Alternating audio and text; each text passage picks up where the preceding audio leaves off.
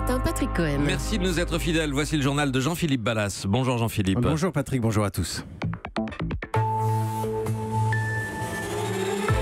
À la une, des médicaments efficaces contre le cancer mais introuvables en France, bloqués par le gouvernement à cause de leur coût. Les médecins sont en colère. Dossier complet dans un instant. Les autres titres. Une police de sécurité quotidienne, promesse d'Emmanuel Macron et discours attendu cet après-midi à l'Elysée. La ville de Lens est déjà volontaire pour tenter l'expérience. Raqqa le jour d'après, la défaite de Daesh, mais tout reste à reconstruire, nous verrons. Et puis le football, les pirates du streaming, ils regarderont le PSG ce soir en Ligue des Champions, mais sans rien payer. Des 1001 façons d'être juif et musulman. Nos invités à 8h15, Delphine Orviller, femme rabbin, Rachid Benzine, islamologue. Et on commence par ce coup de gueule dans le domaine de la lutte contre le cancer. Des professeurs qui dénoncent des lenteurs inacceptables. Il existe de nouveaux médicaments efficaces, disent-ils, approuvés aux États-Unis et en Europe. Des anticancéreux qui sont pourtant introuvables en France. On va vous dire pourquoi dans un instant avec Daniel Fortin. Mais tout de suite, la colère de Jean-Yves Blais, directeur du centre Léon Bérard à Lyon. Le mélanome, pour le cancer du poumon, pour un certain nombre d'autres pathologies, on est aux alentours de 10-20%, parfois plus. C'est-à-dire le pourcentage de patients qui, au bout d'un certain temps, ne rechutent plus. Les autres médicaments donnaient zéro, ou très peu, très bas. C'est vraiment une grosse révolution qui est en train de se mettre en place. L'impression que les patients ne rechutent pas et que ça s'apparente à une guérison, alors qu'ils étaient sur une maladie où on sait que globalement, malheureusement, la plupart des patients décèdent. Voilà, il est très concret, le professeur Jean-Yves Blais, joint par Aude Vernuccio. Bonjour Daniel Fortin. Bonjour Jean-Philippe. Rédacteur en chef du journal Les Échos. On vient d'entendre ce cri d'alarme de plusieurs médecins. Pour bien comprendre, le gouvernement bloquerait l'utilisation de certains médicaments anticancéreux. Il les bloquerait parce qu'ils sont trop chers, c'est ça ? Oui, exactement. L'objectif, c'est de ne pas détériorer les comptes de l'assurance maladie. Du coup, le gouvernement retarde ce que l'on appelle la procédure de fixation des prix. Des retards qui peuvent prendre parfois 1 an.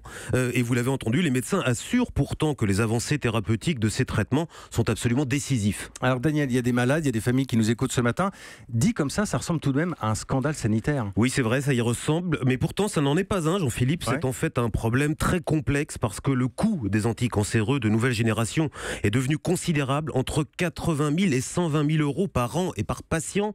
Il faut savoir qu'au fil des ans, le prix d'une année de survie gagnée a explosé. Aux États-Unis, par exemple, il est passé en 20 ans de 50 000 $ par patient à 200 000 $. Alors, évidemment, ça paraît très indécent de parler chiffres quand on évoque des vies humaines, mais les États doivent vérifier que ces traitements sont efficaces, que les laboratoires n'exagèrent pas leurs prix, bref, que leur système de santé ne risque pas tout simplement d'exploser face à de telles dépenses. Merci Daniel Fortin, rédacteur en chef du journal Les Échos. Europe 1, il est 8h02. La présidence de la République promet un discours fondateur sur la politique de sécurité. Événement plutôt rare, Emmanuel Macron réunit policiers et gendarmes aujourd'hui à l'Elysée. Il sera notamment question de la police de sécurité quotidienne, l'une de ses promesses de campagne. Et déjà, une trentaine de villes sont candidates pour tenter l'expérience, l'espoir aussi d'obtenir davantage de moyens. C'est le cas de Lens où nous retrouvons Kevin Thuillier. Cette candidature est un énième cri d'alarme pour le maire de Lens, Sylvain Robert. Depuis 3 ans, il réclame en vain des renforts policiers pour sa ville classée en zone prioritaire. Alors il voit en cette police de sécurité au quotidien un moyen de lutte contre les incivilités en libérant la parole dans les quartiers. On sait très bien que sur des opérations plus lourdes, il faut des références dans le quartier, pouvoir essayer de remonter les filières. Et il y a besoin de cette relation de confiance, que derrière il n'y a pas de peur de représailles, parce que c'est aussi ça des moments qui fait que les trafics se développent, c'est que la peur de représailles, les personnes n'osent pas forcément se confier à la police alors que c'est leur boulot. Comme de nombreuses villes, Lens a dû gérer la disparition de la police de proximité en 2003. À la place, des médiateurs parcourent tous les jours les quartiers de la ville, mais pour les habitants, cela ne suffit plus. Moi je trouve que ce serait très bien. Personnellement, je me suis fait cambrioler ma voiture il n'y a pas longtemps. Il faut bien essayer de mettre des règles, des limites et se montrer, oui. Quand on a crevé les pneus de votre voiture, quand on a fait des tags sur votre porte, il y a un moment, ça lasse, quoi. Si cette police de sécurité au quotidien suscite l'intérêt des habitants et du maire, beaucoup se questionnent sur les moyens, les effectifs qui seront alloués à la mise en place du dispositif. Kevin Thuillier. Et pendant ce temps, Édouard Philippe s'apprête à redescendre dans l'arène. Après le congrès des régions, voici celui des départements. Il se tient à Marseille. Le Premier ministre fera le déplacement en fin de semaine. Les relations sont tendues, on le sait, entre le gouvernement et les collectivités. Parmi les sujets qui fâchent, il y a la baisse du nombre des emplois aidés.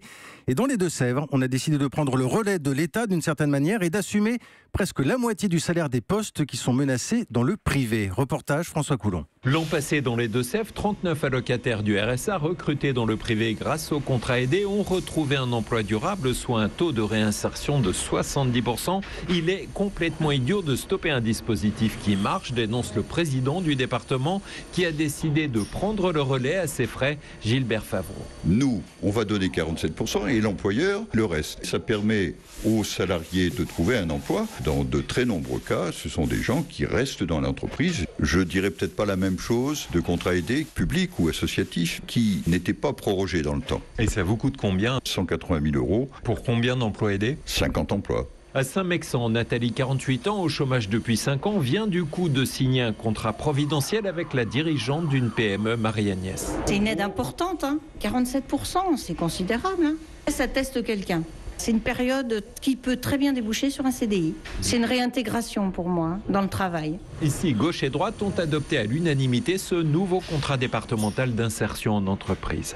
Niort, François Coulon, Europe 1. Au Parti socialiste, la chronique d'un plan de licenciement annoncé avec les premiers chiffres. La direction évoque une 60aine de départs contraints. Il ne resterait qu'une 40aine de permanents. L'actualité à l'étranger avec des premières images qui montrent des scènes de joie, aussi et surtout les ruines d'une ville dévastée par la guerre. Ce matin, Raqqa n'est plus la place forte de Daesh, mais le bilan est terrible.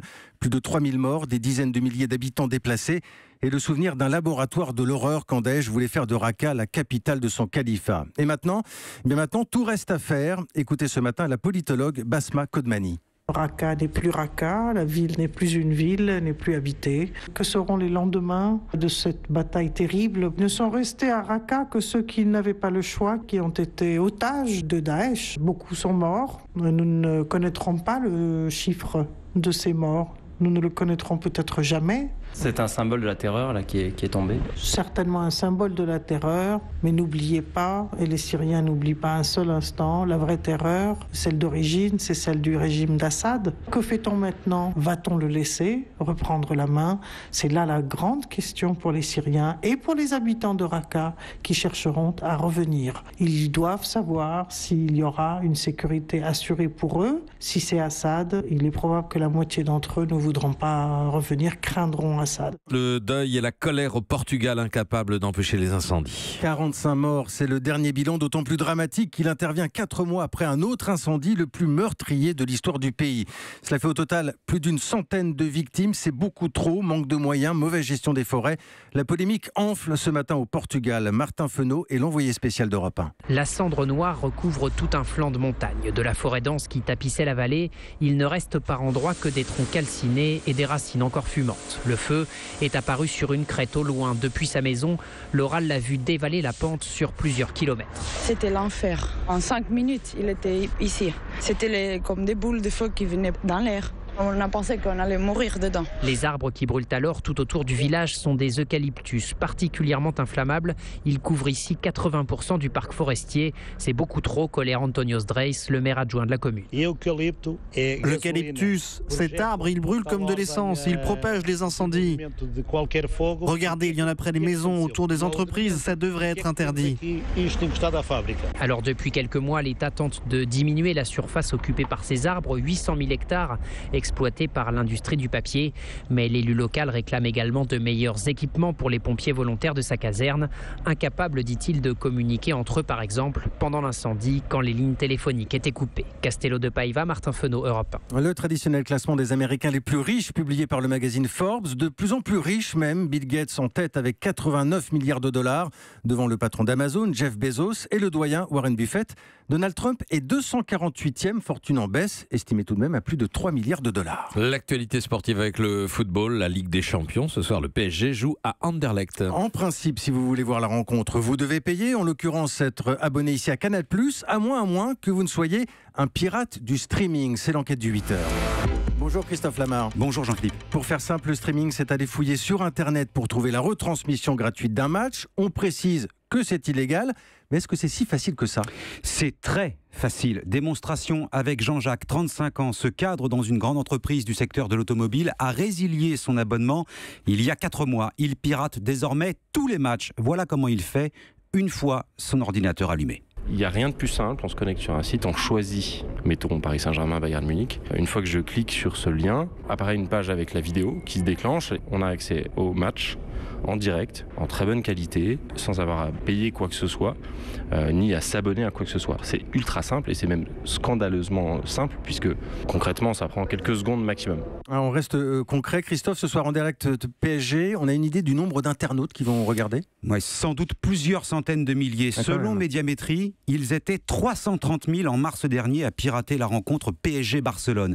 Le football n'est pas le seul concerné. Le tennis, le basket, la boxe, toutes les rencontres diffusées sur des chaînes payantes sont accessibles gratuitement. La qualité est souvent bluffante, à condition d'accepter les commentaires en anglais ou en russe, et bien sûr des pages de publicité, puisque ces sites se rémunèrent là-dessus. Les plus visités sont valorisés jusqu'à 100 millions d'euros. Alors j'imagine que les chaînes payantes sont plutôt conscientes du problème, non ? Bien sûr, mais elles n'en parlent pas à voix haute, de peur d'encourager encore davantage le piratage. Le problème, c'est que la multiplication des manifestations sportives et des chaînes qui les diffusent finissent par étourdir l'abonné et accessoirement vider son compte en banque. Exemple avec le football, toujours, Jean-Jacques refuse de cumuler les abonnements. Si on est fan de sport, il faut prendre un abonnement à beIN Sport, mais aussi prendre un abonnement à Canal+ pour voir le match du dimanche soir de Ligue 1, et aussi prendre un abonnement à SFR Sport. Si on veut regarder un match de Première Ligue dans l'année, il faut avoir l'abonnement. Et ça, on dépasse les 50 € d'abonnement, très largement d'ailleurs, par mois, et ça, c'est hors de question. Christophe, il n'y a pas moyen d'interdire ces sites ? C'est possible, mais la procédure est longue puisque ces sites sont le plus souvent basés à l'étranger. Les cas de fermeture existent, mais dès qu'un réseau est neutralisé, un autre prend la place dans les semaines ou les mois qui suivent. Enquête du 8h signée ce matin Christophe Lamar. Et puis hier soir, Monaco a sérieusement hypothéqué ses chances en Ligue des Champions. Deuxième défaite 2-1 contre les Turcs du Beşiktaş. C'est l'histoire d'un petit village gaulois qui résiste et qui survit à ses créateurs. Les aventures d'Astérix, sorties demain d'un nouvel album, le 37e. Son titre, Astérix et la Transitalique. Conrad et Ferry ont remplacé Uderzo et Goscinny. 5 millions d'exemplaires attendent dans les librairies du monde entier. Thierry Geoffrotin a de la chance, il a déjà le sien. On peut le dire, cet album est dans la plus pure tradition de Goscinny et d'Uderzo.